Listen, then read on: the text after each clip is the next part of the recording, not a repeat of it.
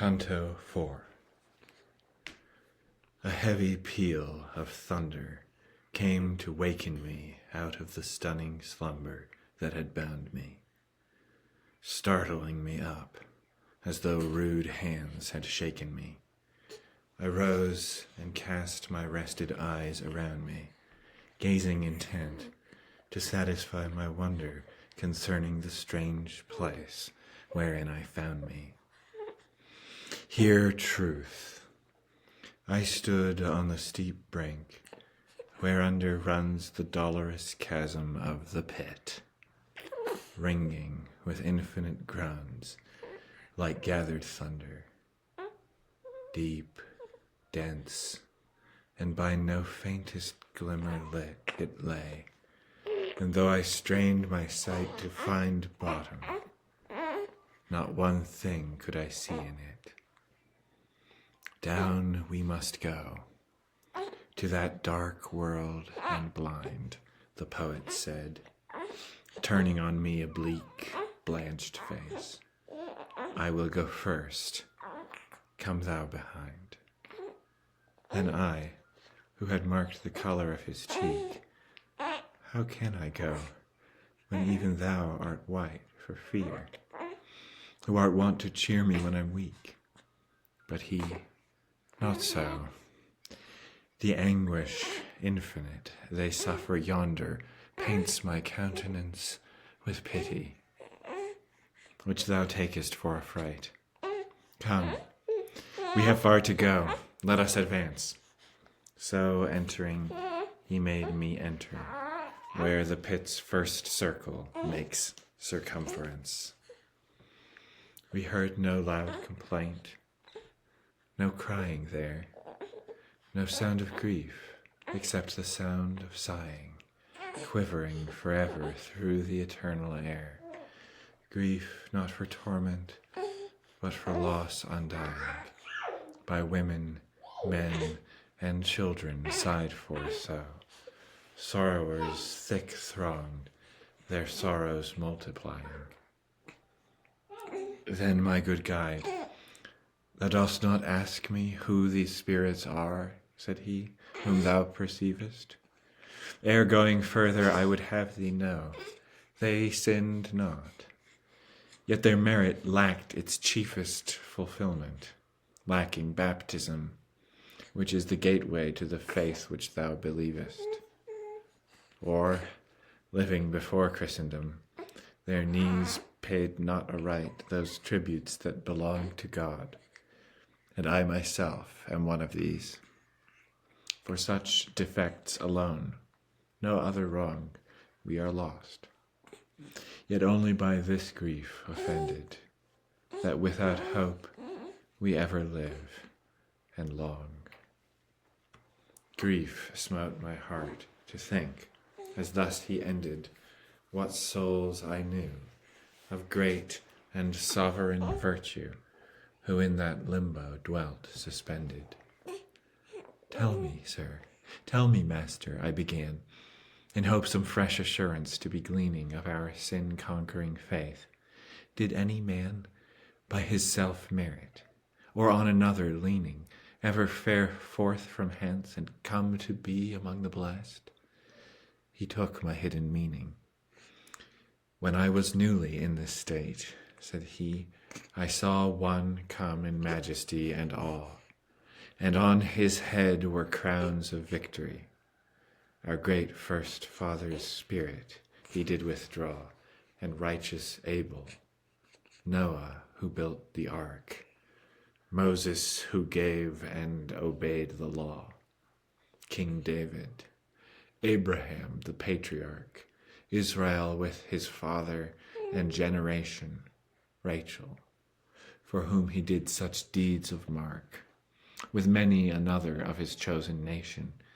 These he did bless, and know that ere that day no human soul has ever seen salvation. While he thus spake, we still made no delay, but passed the wood. I mean the wood as 'twere of souls, ranged thick as trees.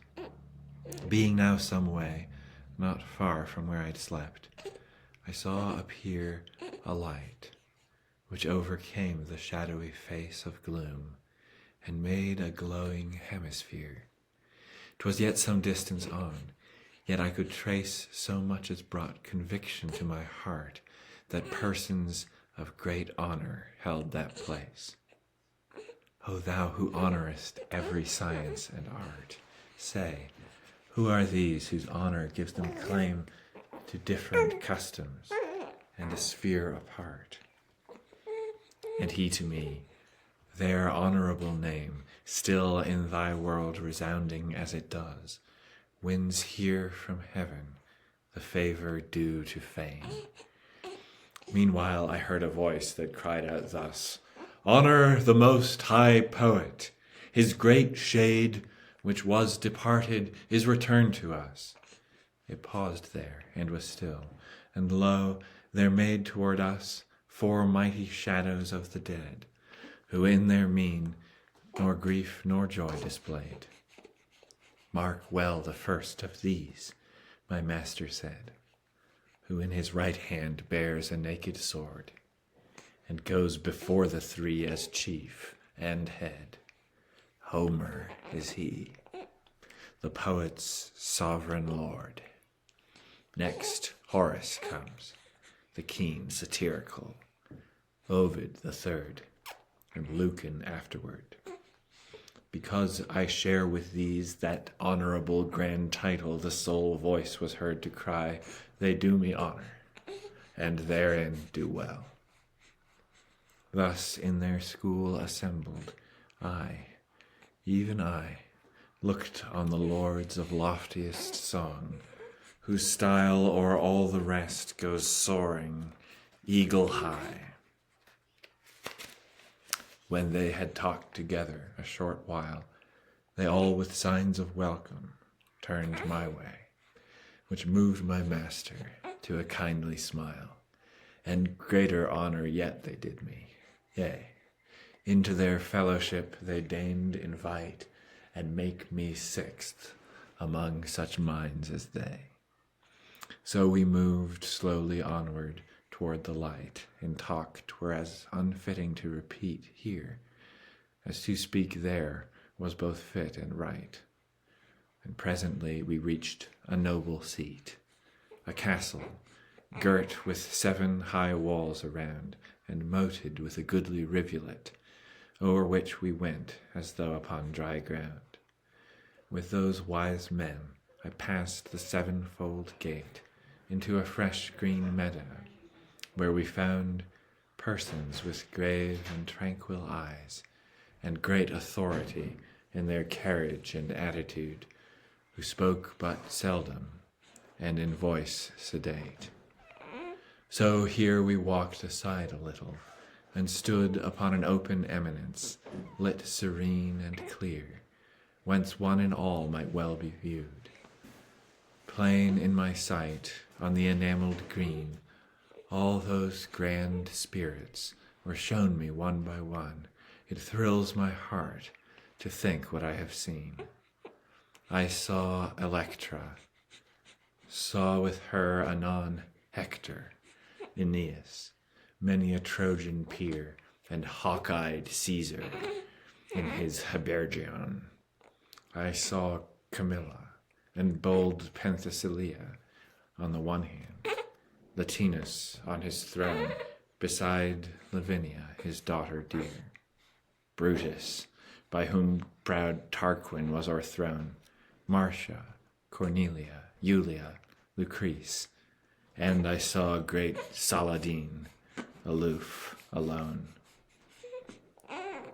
Higher I raised my brows, and further scanned, and saw the master of the men who know, seated amid the philosophic band. All do him honor and deep reverence show. Socrates, Plato, in the nearest room to him, Diogenes, Thales, and Zeno, Democritus, who held that all things come by chance, Empedocles, Anaxagoras wise, and Heraclitus, him that wept for doom, Dioscorides, who named the qualities, Tully, and Orpheus, Linus, and thereby good Seneca, well skilled to moralize, Euclid the geometrician, Ptolemy, Galen, Hippocrates and Avicen, Averroes who made the commentary. Nay, but I tell not all that I saw then. The long theme drives me hard, and everywhere the wondrous truth outstrips my staggering pen. The group of 6 dwindles to 2. We fare forth a new way, I and my guide withal, out from that quiet to the quivering air, and reach a place where nothing shines at all.